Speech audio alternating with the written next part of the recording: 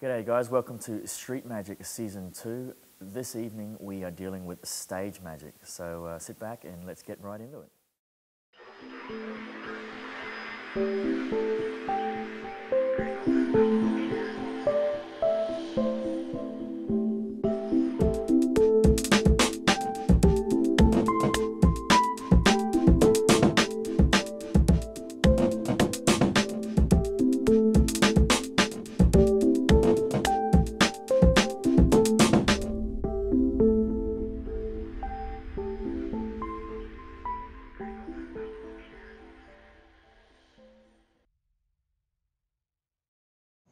Here a red bandana. Normally you see magicians use silk, but it's 2010 and I think bandanas are a lot more cool. And it's red because I represent the Bloods. So check that, make sure it's normal. I have a 50-cent coin here, make sure that's normal as well. Regular, there's nothing, it's not a, you can get it at any sort of army shop kind of. Okay, so what I'm going to demonstrate is my favourite trick. It's the one single trick that got me into magic. It's the classic coin vanish through the silk. Sorry, through the bandana.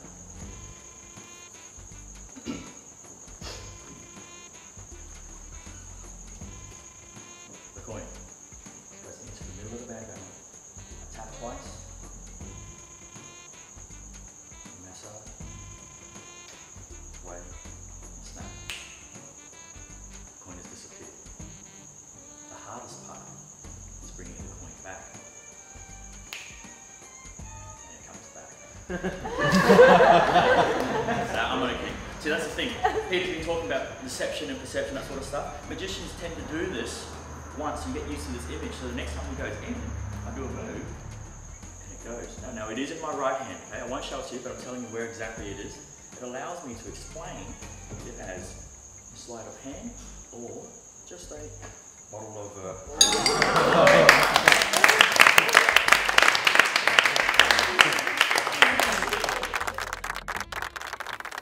Stage magic, in comparison to close-up magic, is, it's a larger scale. You've got illusions, you've got, it's more theatrical. You've got some sort of a backing soundtrack. It can be a solo act. You can also do it accompanied with an assistant. It's typical with a magician and an assistant. You've got classic stage acts like the famous, sawing a woman in half, where the magician has his beautiful assistant later in a big box as his prop, saws her in half, pulls it apart, and so forth. I think with stage, there's a nice piece there when you watch. It's accompanied with the soundtrack, as I said, and it all comes together. You've got a suspense, it climaxes, you see the magic, and then it ends. There's not a whole lot of talking in it. It's all sort of body language and sort of drama, and the audience is sort of there to just interpret how they see it. My name is Mergard. My name is Petey. Pete Booth will be out in just a second, but before we go any further, we're going to tell you exactly why we decided to do a show in the warehouse. Cool. All right. Well, basically, why not? It's the underground field of magic. Tonight you're going to be seeing a little bit of comedy, magic, and a little bit of mind reading. Isn't that right, Sean? Yes, that is exactly right, Pete. And that's what makes tonight so interesting, is the fact that you get this variety within the show. Yeah. We are going to be very interactive, so we're not going to make a fool of you. Okay, so when we get you up. The Steve needs cards. Yes, he does need his cards. So we're just experimenting. Okay. Like I said, we're going to get you up here. We're going to experiment, and have a little bit of fun. That is exactly right. So hopefully you guys will enjoy the show. Pete needs his table. I believe he does, because I've seen him use it. Ah, yes. But we also need Pete. Yeah. G'day.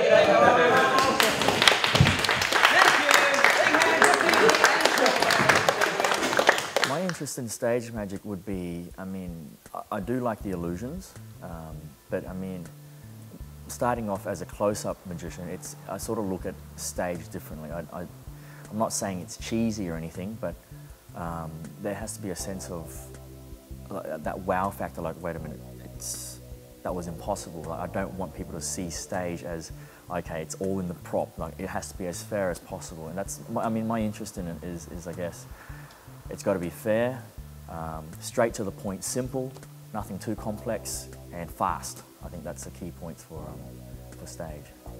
Jonas Jost, a stage magician, dove magician, I met him in 2007 down at the Melbourne Magic Convention. It was the 100-year celebration there. We called up Jonas when Sean and I went down to Sydney, and we met up at Taylor's magic store, and we caught up with him and thought we can get him to present with us a short piece that he does in his show. And yeah, it was good to see it live and a little bit closer, because the time I saw him in Melbourne I was a little bit further back, but to see him work it there was really nice. He's obviously mastered the elegancy of you know, your hands and all those movements. It just adds to the piece, and that's what makes his stage magic really nice. How you going, guys? We are in Taylor's Magic Shop down here in Chatswood, Sydney. With me is Jonas Jost, another magician here. Brilliant entertainer, stage worker. Tell us a bit about yourself. Well, I love to work with doves, so that's my sort of classical forte within the magic realm. I do a bit of close-up magic, I do some stage comedy things, but I have to say the main thing that really got me into this whole magic thing is working manipulation and doves, because I always find that's the best. That's like the most magical thing you can. Visual magic is just the best. And that's it. And we've got a lot of categories of magic at stage: kids, comedy, mentalism, street magic, close-up magic, that sort of stuff. But we've got a little demo from Jonas, so let's hope we can get a look at that. Absolutely. Give it a go.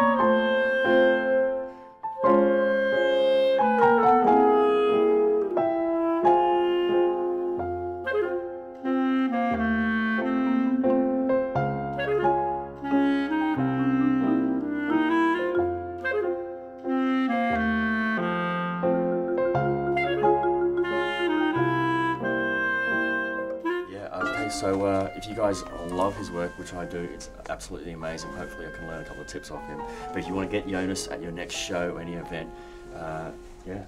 Yeah, just look me up, www.jonasjost.com, JONASJOST.com.